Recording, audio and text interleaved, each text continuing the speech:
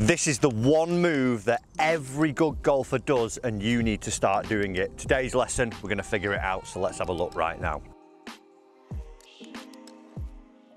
So if we look back over history and we got the impact position of every golfer on tour, they're going to do one thing. What we wouldn't see from them is that when they're coming into impact, they look something like this, where we get the lead wrist being really cupped and the trail wrist being really bowed, because that isn't going to provide the impact conditions we want. We would see probably that I would have bottomed out early before the golf ball, so I'm either going to fat it or thin it. Also, when I do that and get into that position, I add loads of loft to my golf club. So my 7-iron that's got like 34 degrees on it, I actually want to de-loft it into impact. And by getting those wrist conditions into impact, I'm not doing that. So if you're at home and you hit good irons and you manage really never to take a divot and you just pick the ball off the top of the turf, sometimes maybe get the ground a little bit before. But on those ones where you're just picking it off the turf, it's going quite high and it's going a bit shorter of what you expected, you're probably falling into this. So let's take a look at what we need to do. Guys, before we get into it though, do remember, hit the subscribe button down below and turn on the bell notification. I want you to get better at golf, and you're going to do that by joining me every week with your free golf lessons. So hit the button, turn on the bell notification, and let's get better at golf. So the position we want to get to, obviously impact is everything in the golf swing. Whether you're Jim Furyk and you're moving around in a bit of a funky manner, whether you're Adam Scott and you're working up and down the plane really nicely, the ball only knows what the club tells it. So if we were to put the ball in like this, like I say, it's not going to be the ideal impact position. What we're looking for is something like this, where we would now see the lead wrist being a little bit more bowed, and we would see the trail wrist being a little bit more cupped. So how do we get to that? What we've got to learn to do is how we're controlling the wrists into the downswing. One of the big faults I see from a lot of my students is when we start the downswing in transition, the wrists are the first thing to go here. So we almost feel like we're throwing the club head out in front of me this way. And what that starts to do is lead into that position that we don't want. So what we've got to try and do is learn to control the wrists in a different manner.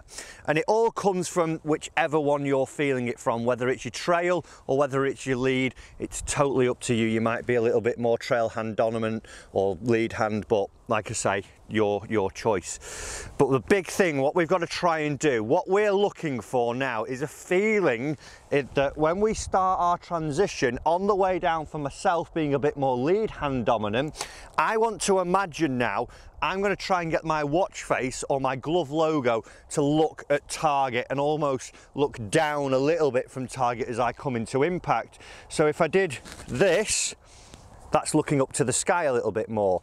What I want to try and feel is that I'm putting it down into the ground a little bit more, so we see my watch face now looking towards target and the glove logo looking more towards the ground here. I'm not scooping it up. It might be that you feel it a little bit more through the trail hand, and a great way to feel this were if I were to place my hand on the shaft like so and swing up to the top. From here now, I don't want to imagine I'm letting it come under and cup up this way, because it's not what we want. I want to imagine as I start to swing down, I'm pushing the shaft down towards the ground here, and notice as I rotate my body and turn into impact, I get into that position I want. Once we've got those feelings and those understandings, we've got to try and hit some shots. And a great way for us to try and do this, if we were to take a tee peg and place it into our glove like so, where in that little bit here, we just pop it in and it's now pointing out something like this. What I would try to do, like I say, is not that I want to get it looking up towards the sky and my butt pointing back towards me. My feeling would be with some small little shots with a 7-iron, half swings at half speed maybe, and having some pauses. As I swing back and stop, I now want to imagine I'm pointing the tee towards the ground here. It's not going up to the sky and getting cuppy. I'm pointing it towards the ground. And just notice there, a great thing I always tell my lessons is, if we're going to hit good, solid struck shots, we need the toe of the club to be working over the heel of the club. And just notice as I do that, watch what happens to the tee. I want the toe to go over the heel. The tee's going down to the ground. That is the one secret move we need. If we can get this from our lead wrist, we're going to see that we start nailing impact. So, little shots, turn the tee to the ground, turn the tee to the ground, really get it rotating, and once we're here, my rotation of my body carries it in. I've got everything that we would see from the great players throughout history. So let's just clip one off here. I'm literally going to hit my 7-iron, 80 yards here, maybe 100 yards tops, but feeling tee to the ground as I come through. I don't know if the camera and the mics picked that up, but the sound of it was absolutely gorgeous, really well clipped off. And we can see here that I've not got the big divot before, I've just literally raised it off the tee there. So we'll go one more here. We're going to take it.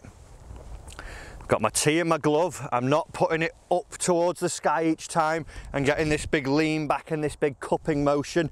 I'm trying to see that I put it down towards the ground and get this feeling of the tee looking down, tee turning, and I can get into my good impact position. So nice simple thoughts, tee to the ground on the way down.